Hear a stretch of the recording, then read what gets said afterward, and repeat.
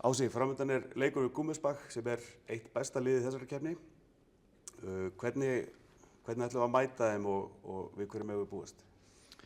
Við erum alltaf búast við gríðarlega sterku liði en við erum öflugir líka og ætlum að mæta þeim með kassan úti og spila okkar leik. Við erum búin að fara yfir þegar við spila á móti þeim seinna sem við vitum að við erum á betri stað í dag og erum heldur en akkurat þá.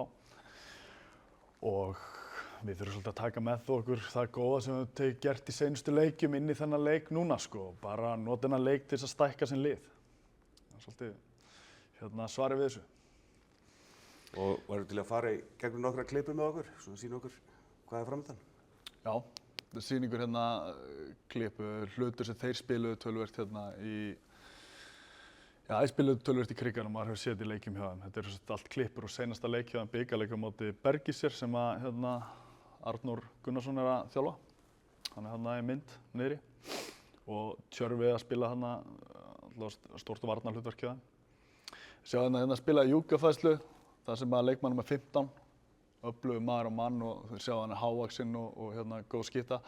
Kemur mikið að ráðast á fjórða varnarmann ef við teljum vinstra megin frá. Línan rykkir í burtu, þannig að þeir eru svolítið að einangra þennan fjórða.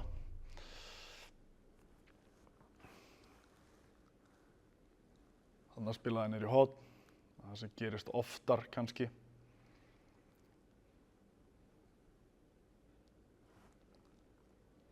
Maður og mann, sjáum við aftur.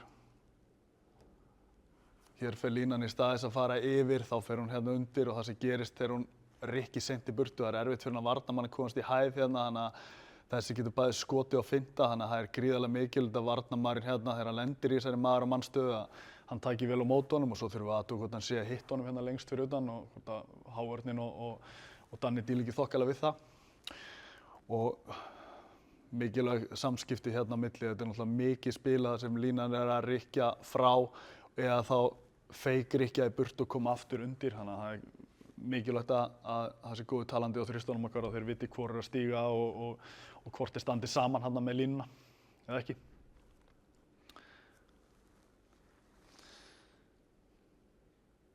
Svo kemur klipping og það sem gerist oft hjá þeim þegar búið að klippa að línumaðurinn sem hrikalega öflugur hjá þeim, hann blokkerar ef við tölum aftur fjórða varnarmann, blokkerar hann og hann má ekki lenda í því að fara inn í teig því að þessar skyttur nýtast í það að við komast inn 8 metra og varnarmaðurinn er engin hjálp við markmann, þannig að við þurfum að komast út úr blokkinni.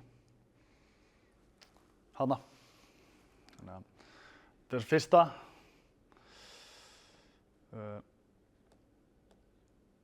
Svo spila mjög einfalt atriði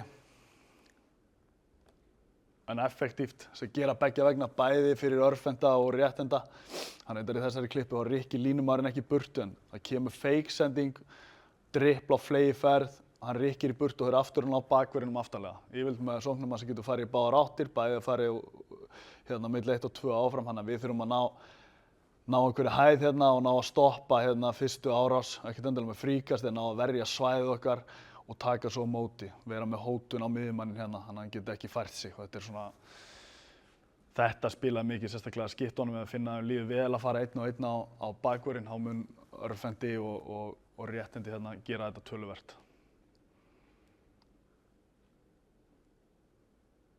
Sjáum við stöðuna sem kemur upp, góð staða fyrir henni. Mjög einfalt system. Svo ef við förum í 5-1, þar sem þeir þessi 5-1 í seinasta og spila það sem við köllum stuttan skytta dregur sig á milli 1 og 2. Þessi leikmaður dregur sig á milli skyttu og miðjustöðu og þá þarf hann að velja sá sem fyrir framann. Það sem við munum gera að taka hæð. Þessi línumaður, þið sjáu það að hann mun rykkja hingað í þessu kerfi, þannig að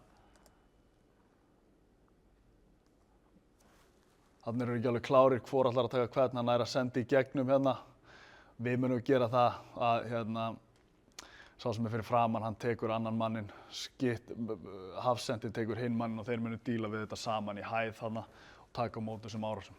Sjá, þessi leikmaður er kominn inn þýskur landsliðsmaður frá seinasta leikamóti. Elliði og Teitur voru ekki með senstaleika, mögulega Teitur sem er núna, við vitum það ekki alveg, en hann er allavega með hérna Julian Köster sko, sem styrkir liðið þeirra þokkalega. Þannig að það verður gaman að fá að takast á við hann í þessu leik. Þetta er aðeins svo einfalt. Svo spilar þetta aftur á móti 6-0 vörn, sama sem gerist. Hann rykkir í burtu, þetta er kerfi sem við spilum töluvert líka. Þetta er svona líkara sem við tökum á móti þeirra 5-vörnina. Við föllum með hafsendin, hann sem er fyrir framan á hafsendin í svipaða hæð og tökum á móti. Og þá er þetta að gerast einhvern veginn svona. Það er miklu meiri hjálp hérna og þeir geta hótað og skilja eftir 2 og 1 þegar hann er komin í kontakt. Þetta eru erfiða sendingar hérna í kontakt og koma honum yfir. Þannig að kannski seinasta atriði sem fór illa með okkur senast, það er svo yfirtalan. Þú veist, hvað ætlum að gera þegar við fáum brottvísanir? Við munum væntanlega að fá einhverja brottvísun í þessu leik.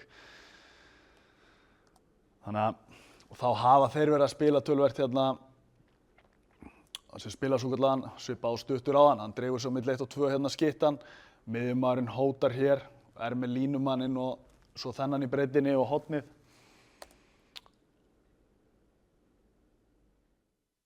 Þetta er bara hrikalega vel spilað hérna. Við erum með ákveðna svona útfærslur, við erum ofta töluvert að spila á móti þessu kerfi, við erum ákveðna útfærslur sem við ætlum að láta virka. Svo sjáum við að hann bendir línumannum að fara milli 1 og 2 og þá breytar, þá dregur hann hérna frá og það er skittan sem kemur í þetta svæði og þá þurfum við að velja, er hafsendin okkar að mæta eða þeirra komið, ætlum við að setja bakvörðinn út, þú veist. Við erum búin að fara yfir þetta, hvað við munum gera á móti þessu. Sjá það breytist það í svona línan frí þarna. Þannig fyrir bakvörður út. Hérna spilaði þetta aftur svona. Sama á hann. Góð hótun hana.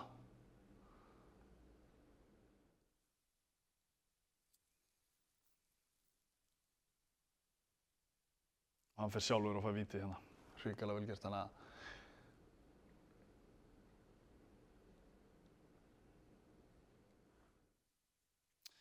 og sér það þessum klippum að þú veist, við þurfum að láta á senda, við þurfum að ná að stoppa einhvern tímann hérna fyrstu árás og láta á spila áfram og ná einhver fríkast í framhaldinu. Við getum ekki alltaf stiðist þegar þeir koma einhverju stóri hæð á vörnina og flegi ferða. Við náum í fríkast endilega fyrst af því, þannig að verja okkar svæði og taka svo þessi fríkast sem við getum þegar við náum. Þetta eru stóru og sterkir gaurar en þú veist, þeir munu ná einhverju skotum á marki, við getum ekki fara að elta út allan völl. Þannig að við þurfum að leyfa ákveðin skot og ætla að loka fyrir eitthvað annað og við erum svona bara farið við það og svolítið að ná, hvað maður að segja, ná að halda því systemi, trú á systemi morgun, ekki að fara að verja eitthvað þó einhver skori hérna, þú veist, það mun koma einhvern mark langt fyrir utan, þetta eru hörku skiptunum, við getum ekki fara að elta og hinga, það bara opnar önnur vandamál, við þurfum að svona finna okkar rytma í þessum leik á morgun, það sé að mikilvægasta. Það er að minnsta kosti mjög verðugt verkefni framöndan. Já, þetta er verðugt verkefni, þetta verður alvöru verkefni. Það verður gaman að takast á við þetta og gera betur heldur senast. En þeir hafa líka verið að koma, hvað segjum við, stærri tilbaka á okkar ungu drengir sem eru búin að fá hérna alvöru viðureignir í Evrópu.